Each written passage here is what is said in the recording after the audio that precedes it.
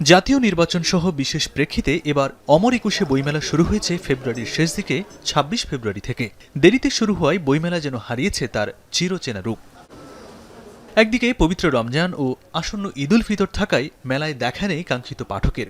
বইমেলায় গিয়ে দেখা গেল অল্প সংখ্যক পাঠকই ঘুরে ঘুরে খুঁজছেন তাদের পছন্দের লেখকদের বই। শরৎচন্দ্র চট্টোপাধ্যায়, সমরেশ মজুমদার, সাধারণত এই ধরনের বই পড়া হয়। এবার কিনলাম সাতকাহন আর মেম সাহেব, এই দুটো কিনলাম। আরও কিছু কেনার ইচ্ছা আছে। আমি আসলে জানতামই না মেলা হচ্ছে, সেরকম শোরগোল ছিল না কোনো। তো হুট করে কয়েকদিন আগে শুনলাম যে মেলা হচ্ছে। তো ঢাকায় যখন এলাম, আমি সাধারণত এখানে থাকি না, আমি পড়াশোনা করি শান্তিনিকেতনে, ওখান থেকে এখানে এসেছি এবছর। এবার মেলাটা আগের বারের মতো বেশি জমজমাট না, কিন্তু মজা আসছে। মেলা প্রাঙ্গণ ঘুরে দেখা গেল বেশিরভাগ স্টলেই অলস সময় পার করছেন বিক্রেতারা। লেখক প্রকাশকরাও বলছেন এখন পর্যন্ত তাদের যা বেচাকেনা তা কোনোভাবেই ভালো বলা যায় না।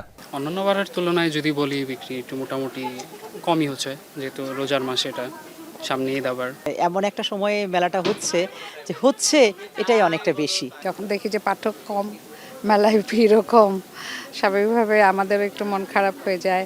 কারণ একটা বই লিখতে গেলে অনেক কষ্ট, অনেক চিন্তা ভাবনা, অনেক মেধার খরচ হয়, তাই না? কিছু প্রকাশক মনে করছেন বাজেটের বড় অংশ ঈদ কেনাকাটায় ব্যয় হওয়ায় অনেকের বই কেনার আগ্রহ এবার কম।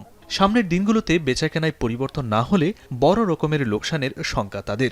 লাভের চিন্তা তো অবশ্যই করা যাবে না, কিন্তু লোকসানের আশঙ্কাই থেকে যাবে লাস্ট পর্যায়ে। এবং পাঠক নাই, পাঠক ছাড়া আপনার বই তো কখনোই বিক্রি হয় না। আমাদের যে স্টল করা হচ্ছে এবং প্রত্যেকটা কর্মীর যে পারিশ্রমিক বা এই সমস্ত এগুলি প্রতিদিনই আমাদের লস হচ্ছে, বিক্রি হচ্ছে না, বুঝছেন? লোকজনই নাই, আর যাও আসে তারা বই কিনে না, শুধু দেখে আর কি, কিনে না, বই কিনে না। এবারের বইমেলায় অংশগ্রহণ করেছে ৫৪৯টি প্রকাশনা প্রতিষ্ঠান। এর মধ্যে বাংলা একাডেমি প্রাঙ্গণে ৮১টি এবং সোহরাওয়ার্দী উদ্যান অংশে ৪৬৮টি প্রকাশনা স্টল রয়েছে। ইমদাদুল আজাদ, এখন, ঢাকা।